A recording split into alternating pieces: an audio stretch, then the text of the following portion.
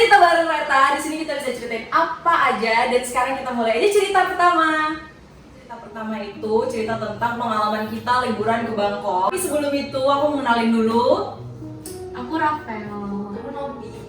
Ya, jadi mereka itu teman aku pas kita kuliah di UPH, kita ngambil S2 notaris dan kita sebenarnya berempat ke sana. Nah, itu kita first timer semua kan? Iya. Ya, kita pertama kali. Nobi udah kedua kali. Terus kalau aku, Rafael, Oki baru yang pertama kali ke Bangkok. Kita tuh di sana nginep di dua hotel berbeda. Jadi kita di sana tuh 7 hari dan kita di hotel pertama itu 4 hari 3 malam. Iya. Terus ke yang kedua kita 3 hari 2 malam. Di sana sebenarnya tempatnya tuh kayak Jakarta. Kotanya tuh kayak Jakarta, macetnya juga kayak Jakarta. Sama, pokoknya sama. Panasnya juga. Iya, panasnya juga sama. Kita pas dari bandara kita langsung ke hotel. Hotelnya tuh kita nggak akan sebut ya hotel karena di hotel yang pertama ini nih yang akan ada cerita mistisnya. Tapi kita nggak mau sebutin namanya apa. Aku bakal ngasih lihat foto-foto kamarnya, tapi aku nggak akan ngasih tahu namanya apa karena aku nggak enak untuk hotelnya juga ya, takutnya nanti mempengaruhi tamu-tamu yang akan datang ke sana. Cerita mistisnya itu sebenarnya pas pertama kali kita masuk, kita berempat, aku tuh tipe orangnya agak berasa gimana ya, aku tuh perasa bisa ngerasain kayak gitu, tapi aku nggak bisa lihat. Nah, pas pertama kali aku masuk kamar itu, aku tuh ngeliat suasana itu udah kayak, duh ini gak enak nih, kayaknya ada sesuatu nih. Cuma karena aku mikirnya kita rame-rame, jadi aku nggak terlalu takut.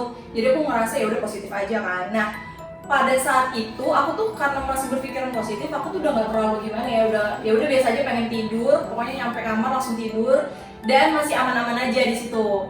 Nah, pas hari kedua kan, pas belum tidur kita tuh sempat ngumpul juga di kamarnya Rafael dulu kan. Aku tuh tidurnya sama Nobi, Rafael tuh tidurnya sama Oki. Nah, di situ tempat tidur aku sama Nobi itu yang twin, yang ada yang pisah ya, ada meja di tengahnya. Terus kalau Rafael sama Oki itu yang queen.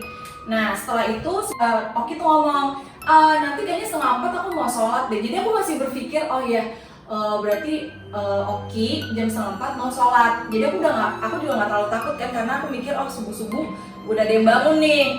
Ya udah kan, terus itu aku mau tidur. Pas aku mau tidur, aku tuh melihat Nobi tuh masih bangun, masih main handphone, masih seru nih kayaknya. Main handphone sama siapa sih? Ya, dulu. Ya udah tuh kan, kata aku takut. Aku lihat dia masih bangun, ya udah aku kayak ya udah aku tidur cepet-cepet. Pas Nobi masih bangun, jadi Nobi tuh masih ngejagain aku kan. Ya udah aku tidur tuh, berharapnya seperti itu. Ternyata Dia udah pede banget. Iya. Gue bakal nungguin dia tidur. bakal jagain kan. Ternyata geng, jam 3:30 itu aku dari yang tidur banget, lelap banget, tiba-tiba aku bangun yang sadar gitu. Aku pas bangun, aku ngerasa tuh di kamar itu kayak rame aja, kayak banyak orang kayak berisik. Jadi aku mikir ini Oki udah bangun kali ya, udah lagi siap-siap kali ya mau sholat kan. Jadi aku dari yang kaget tiba-tiba bangun kayak oh ya udah, aku jadi ngerasa lebih aman lagi kan karena udah ada yang bangun. Terus aku mau tidur lagi, tiba-tiba kakiku itu ditarik, bener-bener ditarik. Kaki aku tuh berasa banget tangan ke kakiku tuh ditarik gitu. Aku tuh langsung bangun pas aku lihat ternyata aku tuh awalnya mikir Oki. Pas aku bangun ternyata nggak ada orang guys. Nggak ada orang, bener-bener gelap. Yaudah pas aku bangun aku shock nggak ada orang, aku langsung bangun Nobi. Bi, bangun Bi. Lo bayang gak sih jam 4 pagi gue dibangunin, gue kira ada gempa kan, taunya Anda melakukan apa? Coba ceritakan. Terus kayak gitu aku bilang kan, Bi bangun Bi. Kenapa? Iya, satuin Bi. Terus di situ aku nggak langsung berani ceritain ke dia. Aku bilang udah satuin aja. Akhirnya ya udah kita satuin tuh kan. Satuin kasurnya. Di situ aku udah ngerasa, walaupun sebenarnya aku ngerasa nggak aman, tapi aku masih kepikiran kan, aduh gimana nih. Di situ aku benar-benar nggak bisa tidur sampai pagi. Aku nggak bisa tidur gara-gara aku takut aku digangguin lagi kan. Malam-malamnya lagi pas aku tidur sama Nobi, kakiku kayak dipegang lagi. Terus aku karena kaget, aku nendang kepala Nobi. Kebayang. Jadi gue aja tuh nggak pernah diganggu, selalu dia yang diganggu. Karena gue tuh kayak tidur, ya udah gue tidur aja gitu. Cuman gara-gara dia, gue juga jadi ikut-ikutan nggak bisa tidur. Gue jadi waspada banget gara-gara aku. Sebenarnya aku mau nanya nih, kalian tuh ngerasain kayak gitu nggak sih? Maksudnya pas baru masuk kamar gitu, serem nggak? Ngerasa Ya kan? emang kayaknya vibe ruangannya tuh beda aja gitu sama Iya, hotel beda. biasa. Maksudnya Hmm. kalau kita biasa masuk hotel kan emang ya kayak gini aja kan, maksudnya ruangannya catnya putih lah, terus kasurnya bagus. Ini tuh mungkin karena hotelnya konsepnya industrial apa gimana, jadi temboknya yang unfinished gitu loh. Iya benar. Tapi malah jadi gelap, jadinya serem banget. Terus kayak redup-redup cahaya juga kayak apa ya? Padahal pas kita lihat di website nggak gitu ya. Iya. Nanti aku bakal tunjukin ya. Pokoknya nanti kalian menilai aja. Karena pas pertama kali kita lihat di website tuh, oke aja. bagus. Ternyata pas kita masuk itu remang-remang banget lampunya. Nanti kalian bandingin lah pokoknya gambar di website sama nanti video yang bakal kita kasih. Kita bakal ya. Oh iya, ada videonya ya? Ada. Video ini. Ada videonya, nanti kalian lihat aja. Di situ kamarnya sesuram apa? Sejujurnya itu suram banget. Kalau jadi advice buat aku, buat kalian yang mau liburan ke Bangkok, kalian tuh mending pilih hotel itu yang agak modern, yang agak baru, jangan yang tua deh, karena kita nggak tahu ya, maksudnya ada yang kayak gitu-gitu juga apa enggak. Walaupun sebenarnya kita nggak bisa ngejudge ya, maksudnya yang hotel baru pasti nggak ada kayak gitu, belum tentu juga. Tapi biasanya sih kalau hotel baru sih nggak ada yang kayak gitu-gitu ya. Dan kalian tahu nggak, ternyata yang ngerasain yang mistis-mistis di hotel Bangkok itu bukan cuma gue. Iya, emang banyak banget yang ngerasain itu.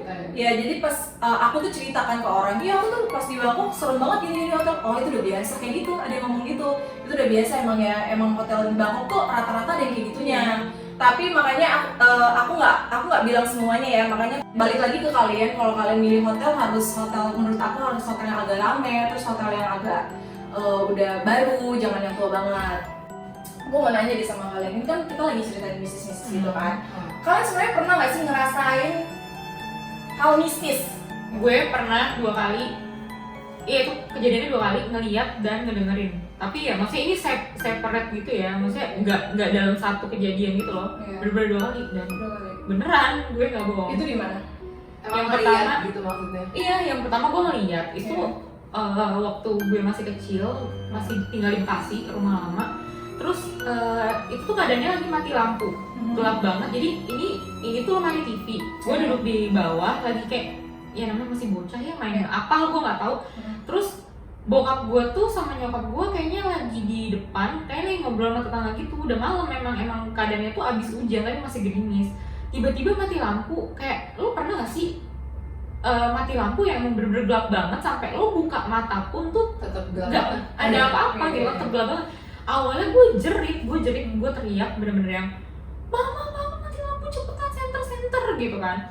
Terus gue berusaha buka mata karena maksudnya gue juga mau nyamperin nyokap gue, tapi gue nggak bisa lihat apa-apa gitu. Bener-bener gue nggak ada yang bisa gue pegang, nggak ada yang bisa gue lihat.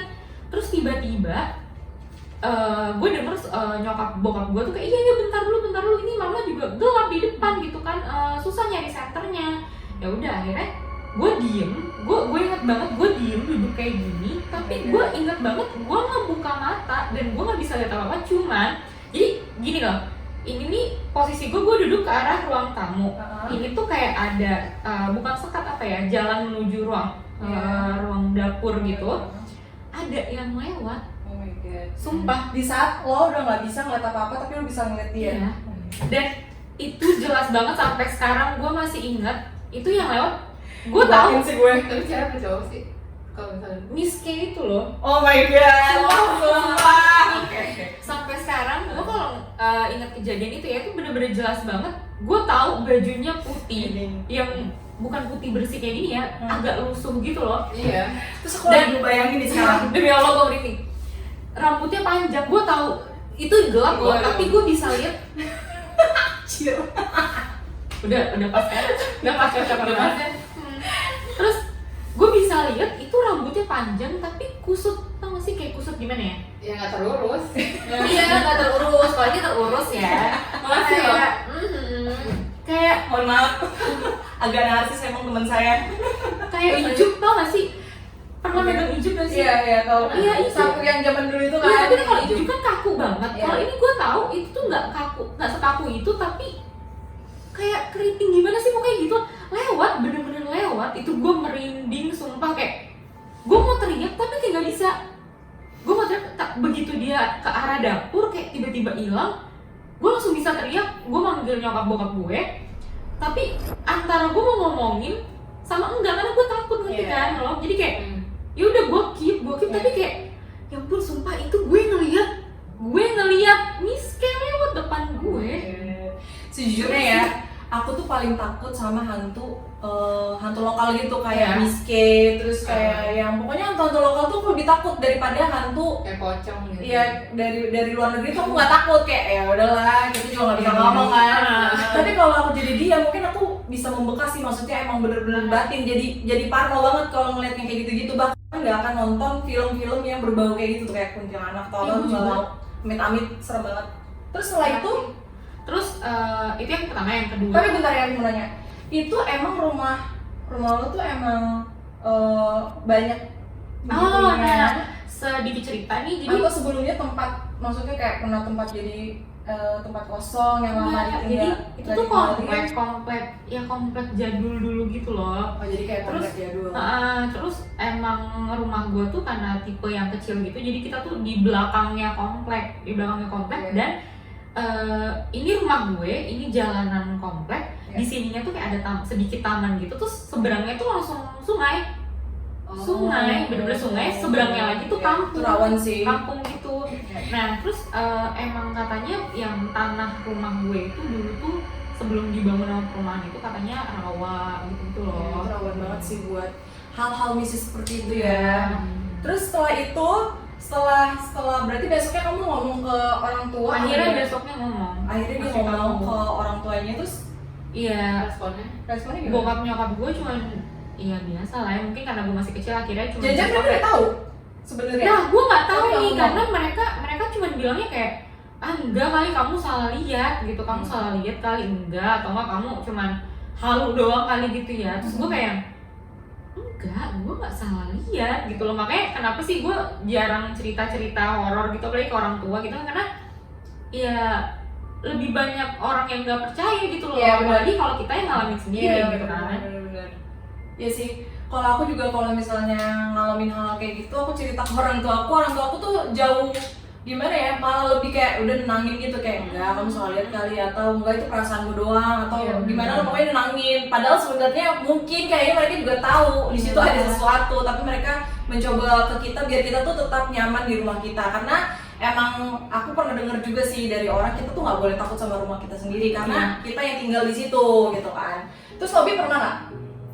Enggak sih sejauh ini, karena mungkin gue mikirnya lebih pakai logika kali ya, karena gue kan nggak lihat gitu. Jadi ya dia bisa apa ke gue. Tapi emang gitu. lu nggak pernah ngerasain gitu, Bi? Kayak maksudnya merasa kayak masuk ke tempat baru nggak enak gitu. Paling yang kayak nggak enak, oh ya suasananya nggak enak. Ya udah kayak berarti gitu. emang lebih ditakutin sama hal-hal yang kayak emang karena ruangannya gini kali ya, gitu ya. Jadi kayak lebih nerima keadaannya gitu. Nah terus kalau dulu pas masih kecil nyokap bokap gue sih selalu ngajarin gue gini, kalau ada sesuatu, maksudnya yang aneh kayak misalnya ya lu misalkan lihat ada orang lewat atau ada berisik-berisik, ya lu samperin gitu, make sure itu apa gitu. Jadi emang udah diajarin tuh untuk berani gitu, apalagi di rumah. Karena kalau sampai kita takut di rumah sendiri tuh menurut gue udah gak wajar sih. Iya, benar. Karena lu tuh penguasa di rumah, lu gak boleh takut sama siapapun. Iya, gitu. itu sih. Terus setelah itu kamu pernah ngerasain lagi nggak, kayak ngerasain hal-hal? Ada kejadian kedua. Kalau yang pertama kan gue ngeliat, yang kedua nih gue ngedenger.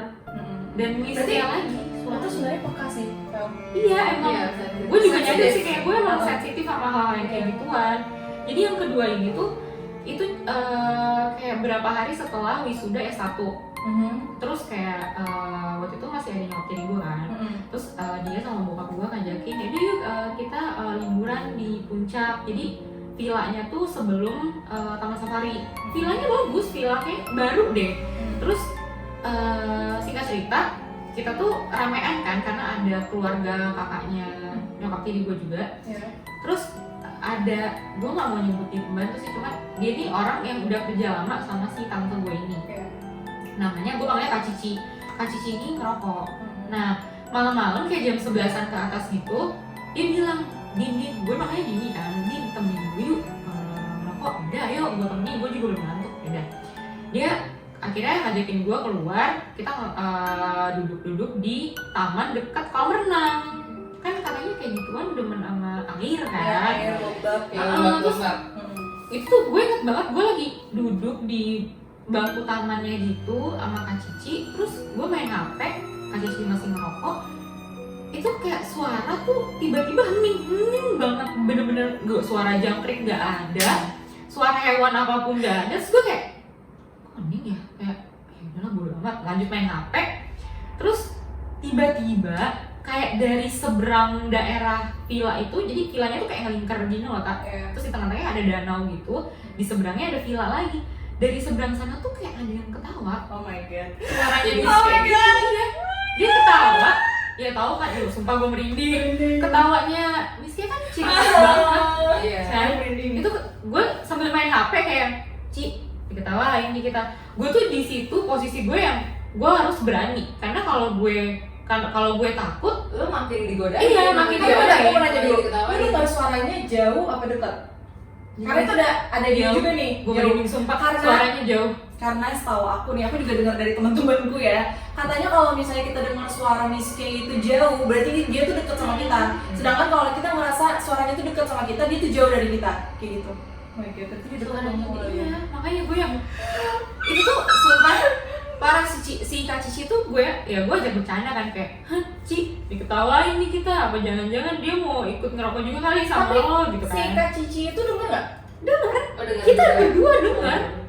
Terus si Kak Cici cuma kayak, udahlah dibiarin aja, toh emang kita hidup berdampingan sama mereka gitu Oh, kan. berarti Kayak dia juga tahu. dia tahu dan dia denger, lo bayangin dong, 2 orang lo yang denger, bukan gue doang, berarti itu gue nggak bohong kan. Terus udah kayak gitu ya, maksudnya lumayan nih, masih berani gitu kan. Ngobrol lagi kayak 10 menit kemudian ketawain lagi gue. Pas kedua kali tuh gue udah bener-bener yang apa ya, gue udah bener-bener yang langsung ciut, kayak parah merinding banget, kayak Ci, Gue juga sih kayaknya udah harus masuk nih Ci gitu kan. Masuk duluan deh lo. Ya masa gue duluan, jadi ini pintu villa gue, kolam renangnya masih kayak berapa meter, Tiba-tiba ya agak jalan kaki kan. Gue juga ngeri dong kalau jalan Udah kan lo sendiri. diantar deh langsung. Iya makanya. silakan masuk. Terus akhirnya ayolah, ayo masuk lah, lu juga udah kelar kan ngerokok, ya udah bentar dulu gitu kan. Beres-beres, gue diri nih pelan-pelan, yaudah gue jalan, Cici di belakang gue. Gue awalnya jalan tuh kayak udah pelan-pelan karena jangan takut Vel, jangan takut, karena kalau lo takut Semakin takut semakin dia malah semakin gangguin kan. Iya, Tapi begitu pas mau nyampe pintu, gue denger sekilas, gue nggak tahu Cici denger apa enggak, tapi gue denger sekilas dia ketawa lagi. Gue ngibrit tumpah lari, gue langsung mau buka pintu, masuk, puji gitu. Gue nggak bisa tidur sampai pagi. Iya sih, aku pernah Parah. ngalamin itu dan emang gak bisa tidur sih, sejujurnya. Nggak Serem enak gitu banget, ya, kalau parah terlalu, banget. kalau terlalu sensitif tuh jadinya gitu Iya. ya. Jadi bisa dengar Jadi hal-hal bisa yang denger, Tapi syukur ya nggak lihat ya. Iya. Gimana kalau lihat? Kalau lihat Ya, lagi gue lebih ya stres Allah, sih. nggak ada. Jadi ya emang tiap orang tuh ada juga sih yang mempunyai Beda-beda. ya sensitivitasnya tuh masing-masing berbeda. Kalau aku sih kebetulan kadang-kadang doang nih. Kalau di tempat yang emang fix serem banget, itu pasti aku ngerasain. Tapi kalau misalnya tempat yang kayak aku misal liburan duduk di mana gitu, belum tentu, aku tuh belum tentu bisa ngerasain kayak Rafael. Tapi Rafael tuh jauh lebih peka dari aku, dan Nobi sangat-sangat tidak peka.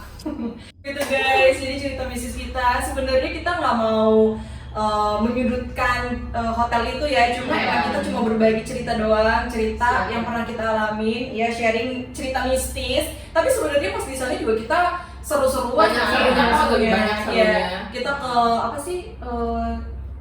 Ratu Pratunam, terus udah gitu kita banyak ke tempat-tempat wisata, dan di sana juga makanannya enak-enak, minumannya enak-enak, pokoknya emang banyak serunya lah. iya banyak serunya. Dan Kalian kalau murah-murah. liburan, yes, murah-murah di sana. Jadi kalau kalian liburan ke sana, kalian pasti senang juga. Jadi sampai situ aja cerita kita. Semoga bisa bermanfaat buat kalian yang mau liburan ke Bangkok. Jadi maksudnya kita juga ngasih tahu nih dari sisi mistisnya kayak gimana. Kalian juga ada. Tinggal kalian memilih-milih mana hotel yang pas buat kalian dan yang cocok buat kalian, dan yang deket sama tempat-tempat yang pengen kalian datengin. So ini aku bakal ngasih lihat foto-foto hotelnya, kalian bisa lihat aja langsung di sini. Ini dia kamar kita. Aku nggak tahu kalau kalian yang indigo bisa lihat sesuatu di kamar kita atau enggak. Tapi bisa dilihat ya, emang agak gelap banget di sini. Ini teman aku yang ngerekam, si Nobi. Jadi ini tuh kamarnya aku dan Nobi, dan di situ ada aku lagi beres-beres di pojokan. bersama tempat tidurku yang mengerikan. Dan ini kamarnya Rafael dan Oki. Ini beberapa review yang bilang sama kayak kita kalau kamarnya tuh creepy. Dan aku ngambilnya tuh dari TripAdvisor, terus Booking.com, dan Traveloka. Kalian bisa baca sendiri ya. Aku tiap lewat lorongnya tuh selalu merinding sih. Kalian pernah nginep juga di hotel ini? Boleh banget komen di bawah gimana pengalaman kalian. Siapa tahu kalian juga pernah mengalami kejadian mistis kayak kita. Boleh banget share di bawah di komen. Dan sampai sini aja ya ceritanya. Ketemu lagi di cerita selanjutnya. Bye!